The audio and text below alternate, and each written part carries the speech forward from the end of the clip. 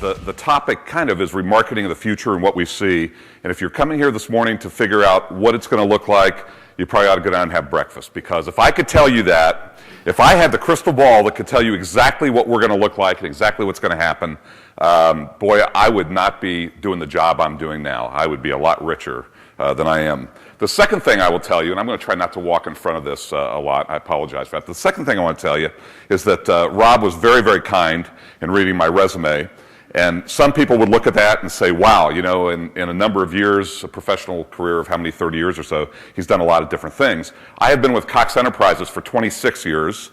This is my 14th job, and as I tell all the folks I work with, I kind of feel like I'm really moving up the ladder in my career, and my wife keeps telling me I can't hold down a job. So it's one of the two. I'm not sure which one it is.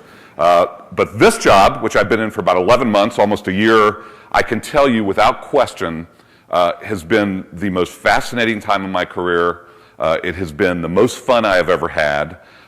It has been, at times, quite frankly, the most heartbreaking job I've ever had as we see our business change and know that we have to change, and we have to change how we think and what we do, and I want to talk about that a little bit this morning.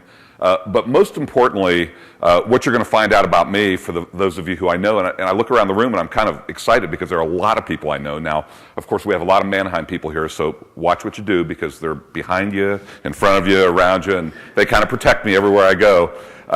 But this business is about people. I don't care what anybody says about our technology that's changing. I don't care what anybody says about the things that we have to do for the future. You know this business is about people, and quite frankly, I'm about people.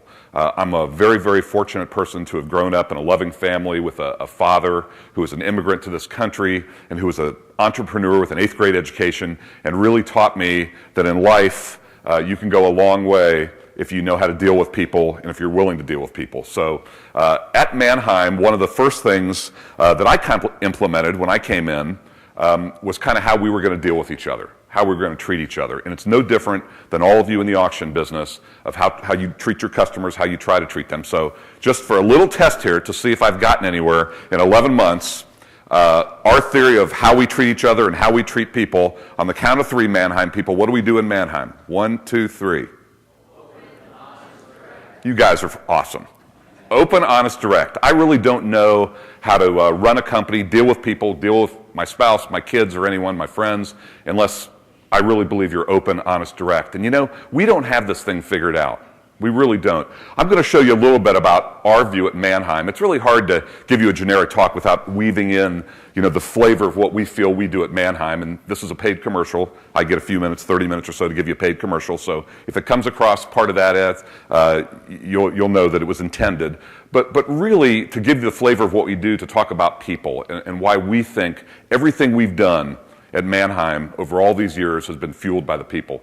You know, the second thing I would tell you is that to me, the most important thing is leadership.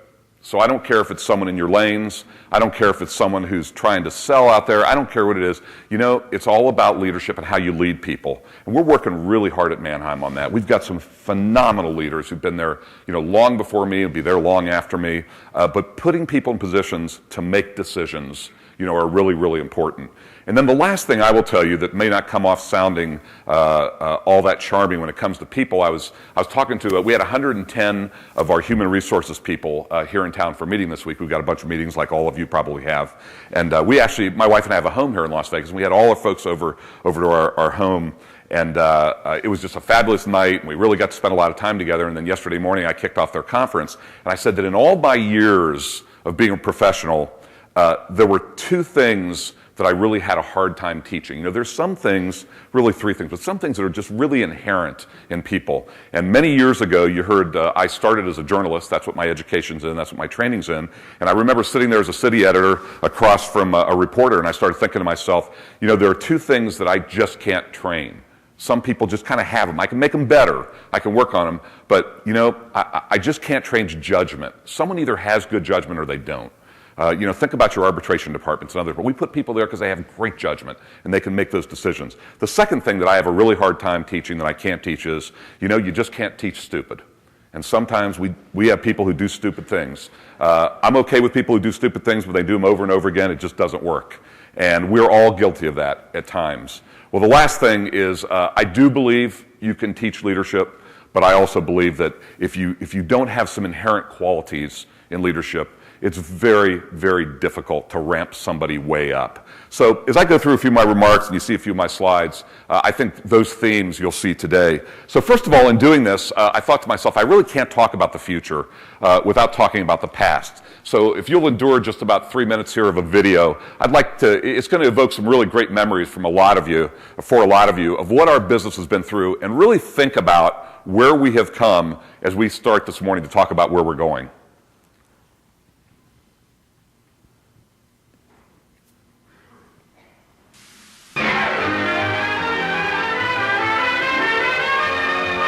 Every Friday you'll see them.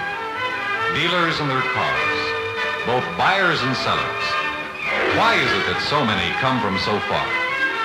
What is the function of an auto auction in the marketing of automobiles? The auction gives both buyers and sellers a place where they can transact their business in modern facilities. All of this might be described as just plain action appeal. That is an auction's big attraction for the car dealer, action.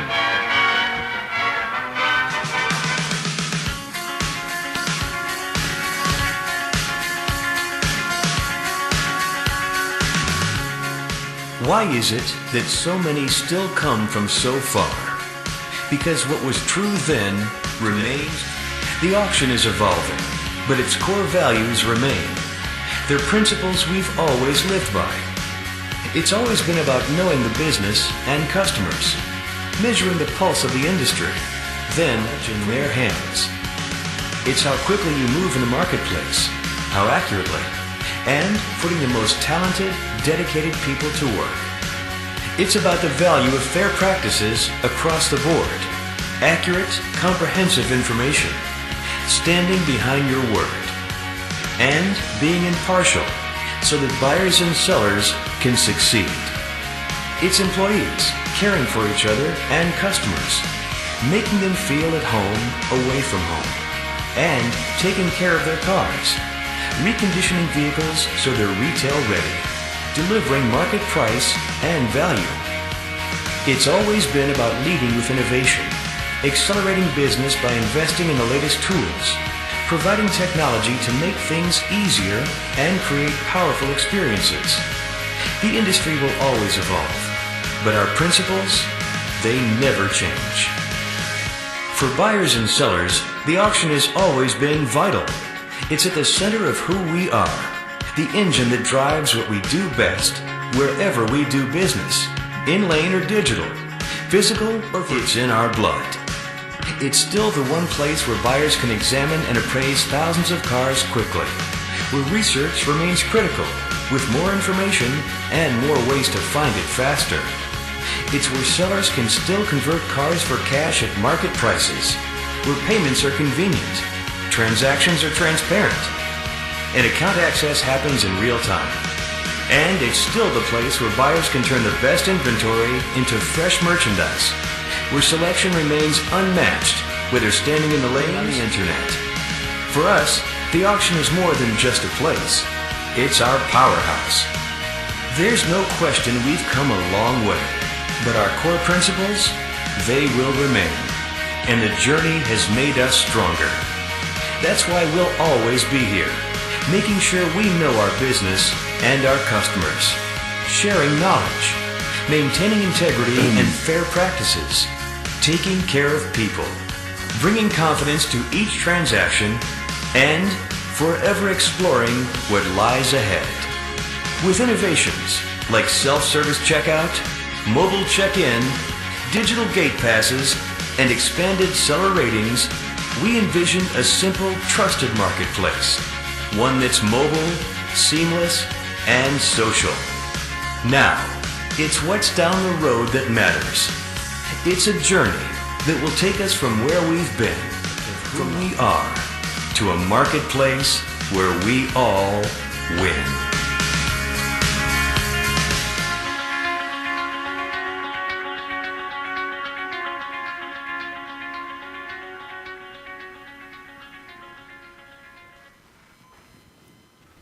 Well, I thought it would be fun to really look at the past a little bit as we look at the future, and I think it gives us, not only warm feelings, but it gives us the reminder of where we've been, not only what the cars look like, what we look like a little bit, but also just a flavor of what our business is like.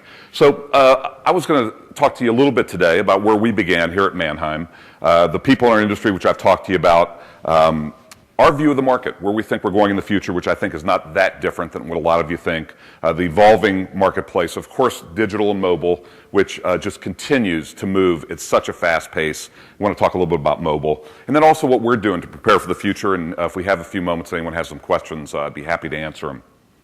Well, all of you know that this is where we founded Manheim. It all began in 1945.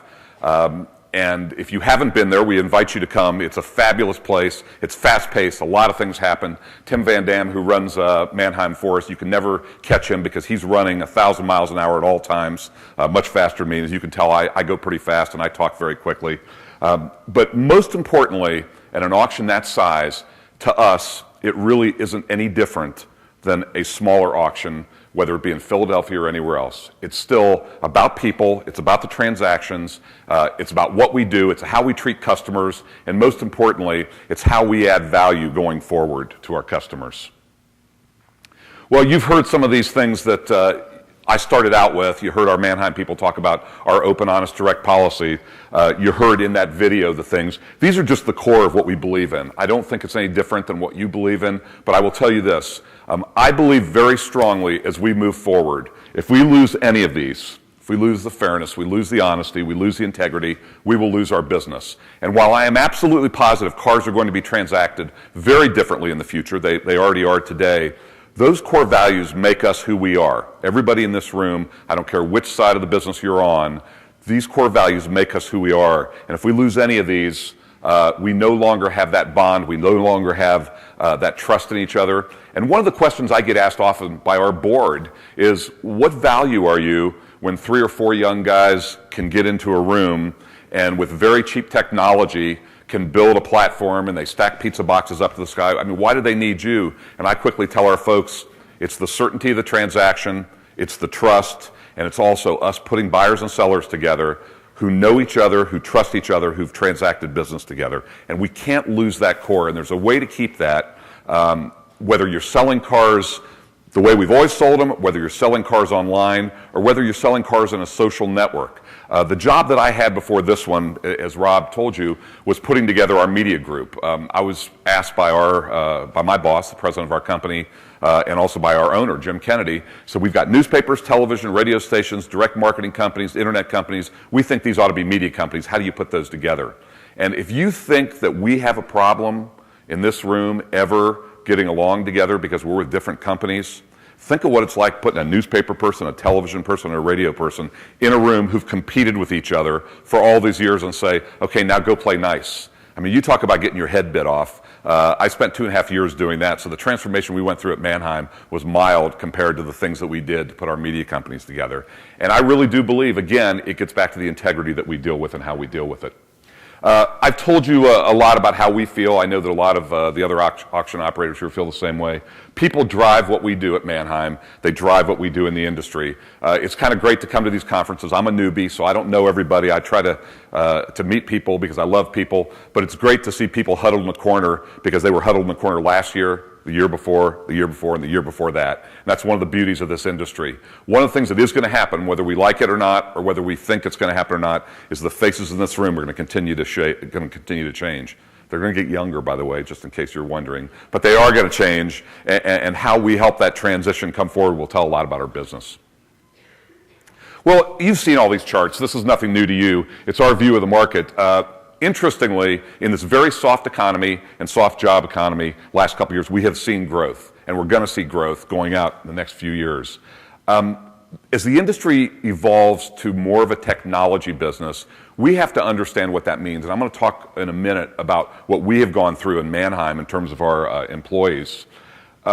The supplies are not going to change in a long period. I mean, they will over a long period of time. But in the short term, I really don't think tight supplies are going to change. And that favors, as you know, we have people in this room, it favors, the people selling cars.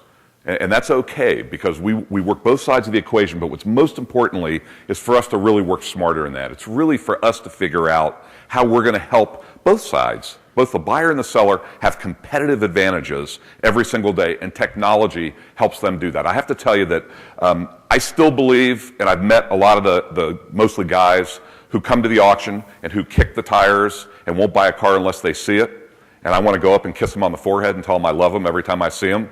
We want to sell as many cars as we can through the lane, but there are so many other competitive advantages that we have to help folks with, and we have to help make sure they understand how to use them. We have to continue to build them. The auction process in a live digital channel is going to continue to determine market value. You know, we can talk all we want about everything. In the end, we all know we're in this business because the live auction that live auction is what takes our price and what sets the market to where it really is. And that's just so important for us not to lose that. You know, the evolving marketplace, I'm not going to read that to you, but clearly the social media part of this, the social networking part of this, is going to play a big role in the future. And how we plug into that is going to make a difference. There is still going to be, in-store, what I call at the auction, sales, and there's also going to be out-of-store. I can't sit here and tell you. I can tell you that this year at Manheim, we're going to sell about 30% of our cars through some type of digital channel. We sold about 25% last year.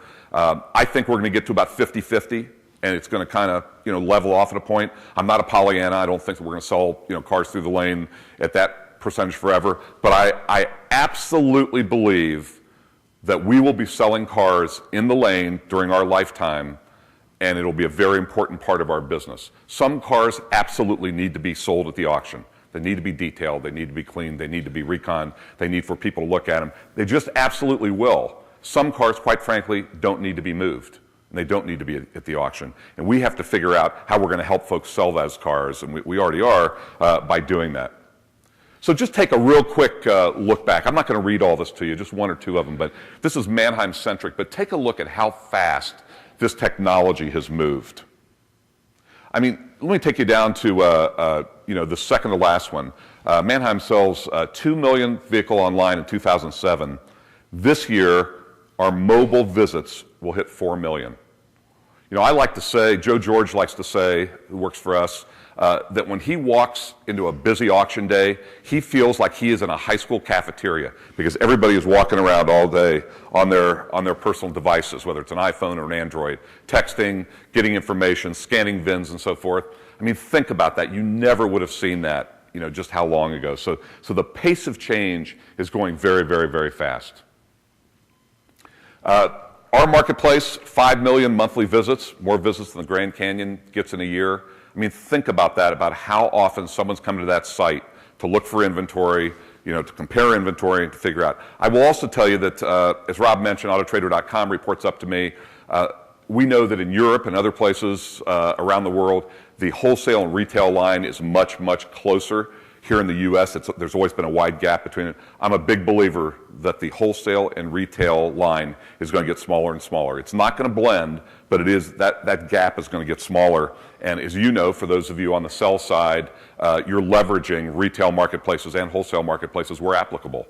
And instead of us in the wholesale business trying to fight that, I think we have to figure out how are we going to embrace that. And we've got to do that through technology. We've got to do that, quite frankly, through some technology that I believe ought to be shared through the industry, some that ought to be proprietary. But I really do believe as an industry, this is an opportunity for us, not a problem for us whatsoever.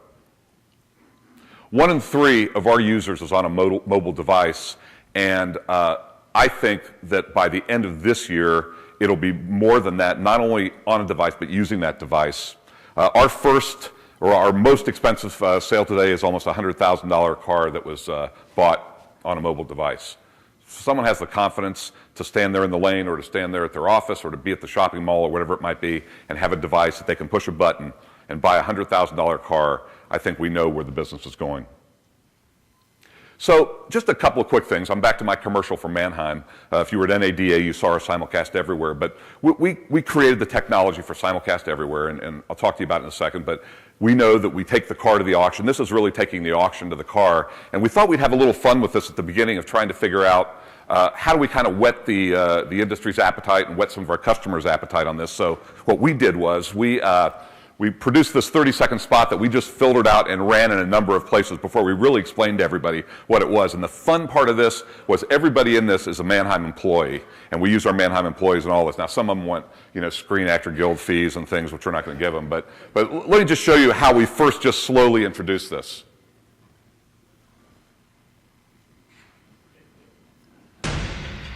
It's time. We have to give them what they want. You understand the impact this will have? That's exactly what I'm trying to tell you. It's amazing. What do you mean it can be everywhere? It's possible. It's already there. Launch is coming. It will change everything. Well, not everything, but, it's still a pretty big deal. I'll inform the team.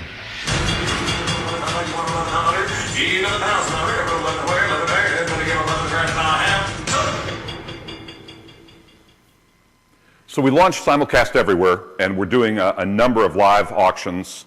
Live auctioneer in a conference room or wherever that live auctioneer is. Cars can be anywhere. They don't have to be in one place. They can be remote. At the same time, they are sequential. You know where that car is going to be. And we've had a few pilots. Nissan was one of the companies that piloted with us. They've been very, very happy. We're excited. We're now moving into full steam. We think this is going to be a way to really move cars for people, get great prices for them, and most importantly, make cars available everywhere. And so this really does bring the auction to the car. Anywhere in the world, we're a global company. We really believe in a lot of underdeveloped countries where there is a lot less brick and mortar, that the days of building brick and mortar are gone. We'll be able to use this type of technology. It enables the sellers to remarket the vehicles faster, to get them in the mix right away. It allows dealers to bid on more vehicles earlier in that remarketing cycle, and of course, there are always ways to get down there. And then, of course, delivers in-lane sale excitement every day. One of the things that I find so amazing is when my daughter was really young, she used to say to me, "Why do you like the newspaper industry so much?" And I used to say to her, "Well, it's kind of like the daily miracle. You get up in the morning and we go in and we put all this stuff together and we make a newspaper up, and at midnight we go home, and in the morning it hits the doorstep, and it's like the daily miracle. And then we go back the next day and we do it all over again." And I kind of call what happens at the auction the daily miracle. It doesn't happen every day, but now it's going to happen more days. But when it does happen, how did this stuff get done? You mean we really processed all these titles? I mean, people are really going to get their cars, and they're going to get them up, and they're going to sell them. And so being able to use our assets and being able to do this for people continuously, I think, is just extremely important. We then went out in the marketplace and we told people at NADA, this is really what this is. In a world where finding the right car means everything, one tool emerges that will change the game. Two worlds have collided to combine the best features of Simulcast and OVE to create another one-of-a-kind digital experience. Introducing Simulcast Everywhere from Manheim. It's a buyer's secret weapon. Because Simulcast Everywhere means live sales, led by real auctioneers who know how to keep the excitement of the auction moving. All in a totally transparent marketplace where you see everyone in the sale. It's a seller's paradise. Simulcast Everywhere takes the auction to the car. The auctioneer can be anywhere. Buyers are everywhere, and the vehicles stay put. Seller transport fees are a thing of the past since cars are auctioned in real time right from your lot. And to make things easier than ever, our condition report crews come directly to you. You demanded it, and now it's here. Access to more inventory in a live sale environment that you can trust. Anytime, anywhere. Simulcast Everywhere. Available now, only at Manheim.com.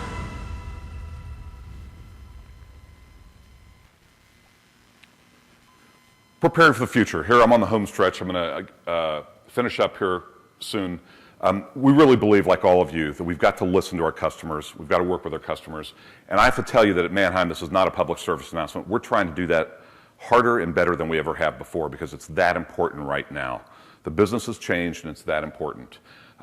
Preparing our employees, this is a tough thing. You know, for those of you on any side of this business, it is changing so fast. There's fear out there, there's concern out there, people are worried about their jobs, but most importantly, they're worried about the future of our business. And this is something we have to face head on as a company, and I believe we do as an industry. You know, connecting this physical and digital, Janet Barnard, our new COO, came in with a very fresh perspective. She had run cable businesses for us for 23 years at Cox. She's just fantastic, and she's giving us a great new view, but she looked at me and she said, so you've got your digital people here and we got our physical people here. Well, you know, the customer doesn't care. The customer is agnostic. All they care about is that they're dealt with the way they need to be dealt with. And we really, in the auction side of this business, have to figure out how we don't allow that separation to get in there. And that's not easy to do.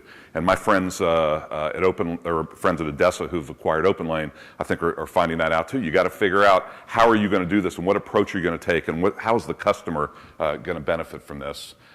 Continuously improving. You know, we went through a real continuous improvement process. We took a lot of expense out of our business. Some of that because our owners deserve a fair return on their investment with our business, but also because we need more money to invest in technology and where we go. And if someone were to say to me, what's the most difficult thing you do in your job? I would tell you that it's deciding, not me, but it's deciding as a team every day where we're going to invest that dollar in technology every single day. That investment is so key. You know, it used to be that we could say, hey, if we put up 2 more lanes, we know we can get this many more cars, we know how much money we can make on it. That's not the case today. Today, you're gambling a little bit, maybe not as bad as out there in the casinos, but you're gambling a little bit with the money that you're using on technology, and you've got to spend it wisely. And then there's the dealer of the future. What is that dealer going to look like? They're going to look very different. You know, just 3, 4, 5 short years ago when you went to a dealership and you said, well, who's your internet manager or who does your website? A lot of times they say, well, it's my 17-year-old nephew who knows how to use that stuff. I don't. Well, that's not the case today.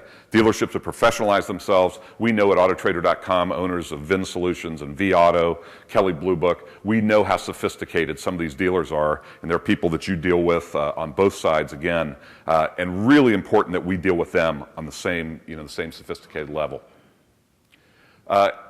We're doing the best we can to target the right products and the right services. Again, making that investment where we put that money is just so important. And we're also measuring success together. You know, I know this sounds really trite, but think about it. I mean, if you're not successful, if you're a remarketer, you're not successful, we're not going to be successful.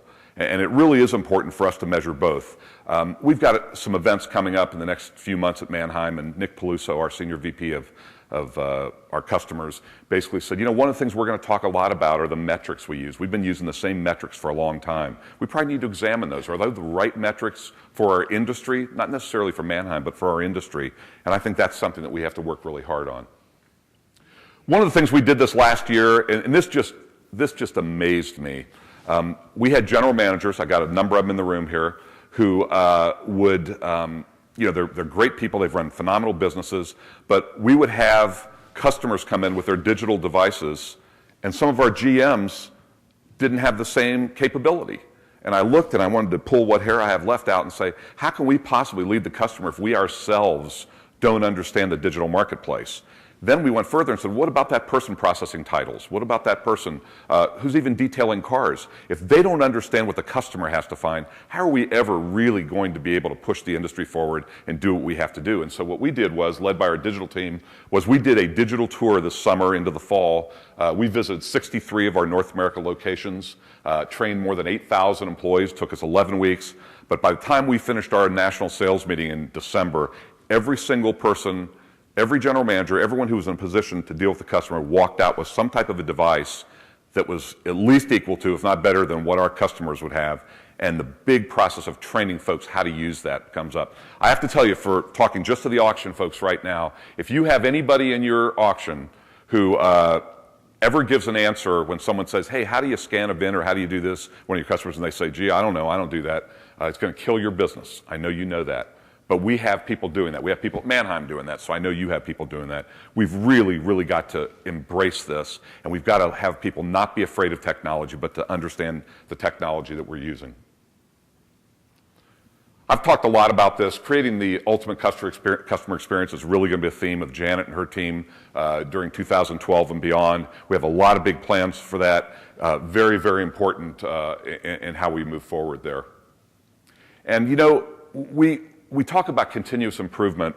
I could talk for a long time about this. I could talk about Six Sigma and all these other things. The real point to this is, are you continually trying to do something? In the newspaper business, we went through a period where we took a lot of expense out of the business. We had to get rid of a lot of people, and then we stopped and we went on our merry way. Is this a continuing process?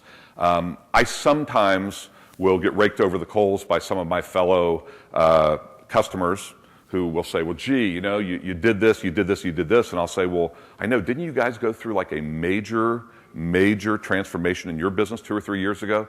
Well, yeah, we did.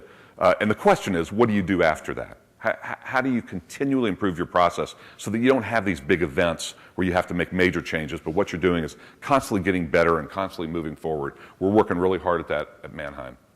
So I thought I would finish by showing you a really fun video that our folks did, which kind of, for us, this is what we think the dealer of the future is going to look like when they come in and they start their workday.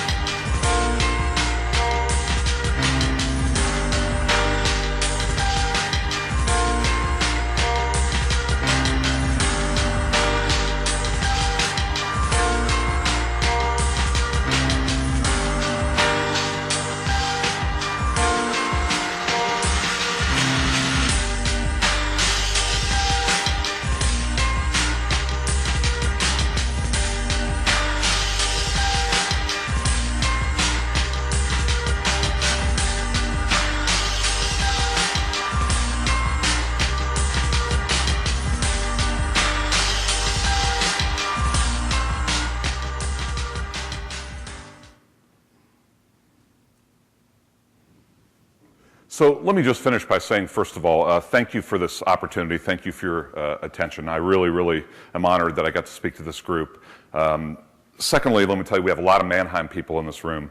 And I do this every time I get a chance. Thank you for everything you do. I love these guys. They allow me to do what I do, which is a heck of a lot of fun. Third of all, I can't figure out why whenever I watch one of these videos, the guy always makes the putt, and that never happens to me. But if you're a golfer, last of all, I would just leave you with the last thought. I stood in front of a room about 3 years ago, I guess it was, when I took over, 4 years ago, when I took over the newspapers for Cox Enterprises. Jim Kennedy, who's our CEO, asked me to go back in, and he said, look, we've got to bring these businesses back to life. And I stood there, and I have to tell you that, I'm a newspaper person, I've got ink in my veins, but there is going to be a day in my lifetime very, very soon where we aren't going to be publishing papers every day. We probably won't be publishing, they might be some days, but it's going to be they're on tablets already. You know that whole story. It's going to change. But cars are going to be sold in this world and traded in this world forever, all through all of our lifetimes. And shame on us if we don't figure out the right way to do that. And I tell you that not just as Manheim, but I tell you that as a group, as part of the remarketing industry. I'm proud to be working in this profession. I'm really, really jazzed, not just about Manheim, but about what we can do. And I'm here to do my part in any way I can. Thank you so much for your attention this morning. I'm happy to answer any questions that you might have. Thanks.